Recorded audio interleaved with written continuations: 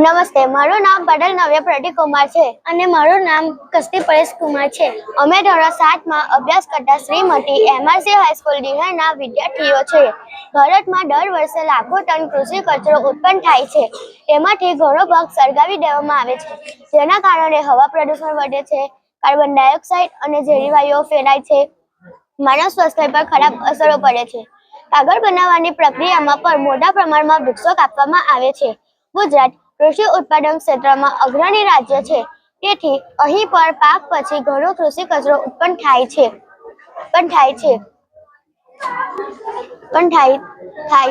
આથી અમે વિચાર્યું કે એક બાજુ વૃક્ષો કાપવામાં આવે છે અને બીજી બાજુ ઘાસ સળગાવવામાં આવે છે, તો શું આ બંને સમસ્યાઓનો એક સાથે ઉકેલ મળી શકે? પ્રોજેક્ટ SDGs સાથે જોડાયેલ છે.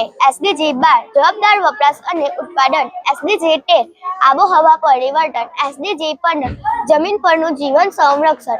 અમે ગ્રુપમાં સાથે મળીને વિસ્તૃત ચર્ચા કરી અને વિવિધ વિચારો પર વિચાર વિમર્શ કર્યા. અમારા મુખ્ય વિચારો આ પ્રમાણે હતા: ઘાસમાંથી જૈવિક ખાતર બનાવવું, બાયોગેસ તૈયાર કરવો, હસ્તકલાની વસ્તુઓ બનાવવી અને ઘાસમાંથી કાગળ બનાવવો. આ બધા વિચારોમાંથી યોગ્ય અને અસરકારક વિકલ્પ પસંદ કરવા અમે દરેક વિચારોનું ધ્યાનપૂર્વક વિશ્લેષણ કર્યું. વિચાર વિમર્શ અને પરિણામોનું મૂલ્યાંકન કરતા અમે નક્કી કર્યું કે ઘાસમાંથી કાગળ બનાવવાનો વિચાર સૌથી યોગ્ય અને અસરકારક છે.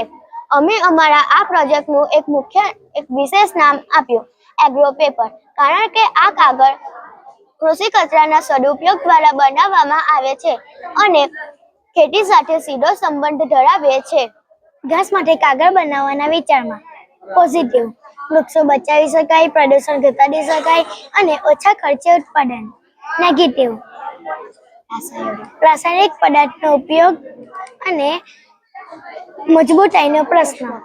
પ્રક્રિયા: સૌપ્રથમ મમ્મી આશરે 100 ગ્રામ સૂકી ઘાસ એકત્ર કરી અને તેને આશરે 1 થી 2 સેન્ટીમીટર જેટલા નાના ટુકડામાં કાપી. ત્યારબાદ અમે એક વાસણમાં 1 લીટર પાણી ગરમ કર્યું અને તેમાં 10 ગ્રામ NaOH એટલે કે સોડિયમ હાઇડ્રોક્સાઇડ ઉમેર્યું.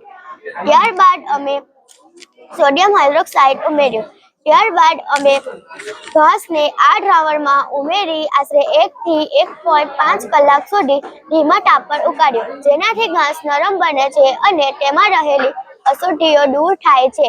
ત્યારબાદ અમે ઘાસને ઠંડુ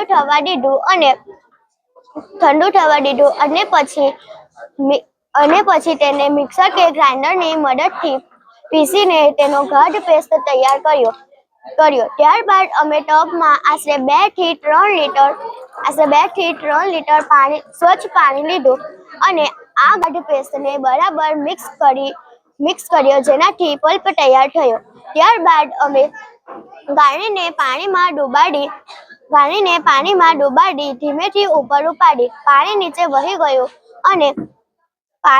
વહી ગયું અને ઉપર પલ્પની પાતળી સપાટી રહી ગઈ.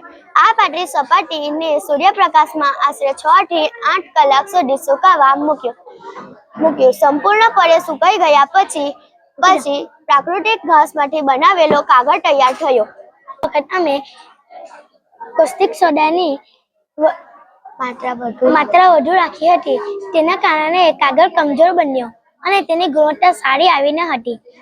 અને બીજી વખત જ્યારે કોસ્ટિક સોડાની માત્રા ઓછી રાખી ત્યારે તેની ગુણવત્તા સારી આવી.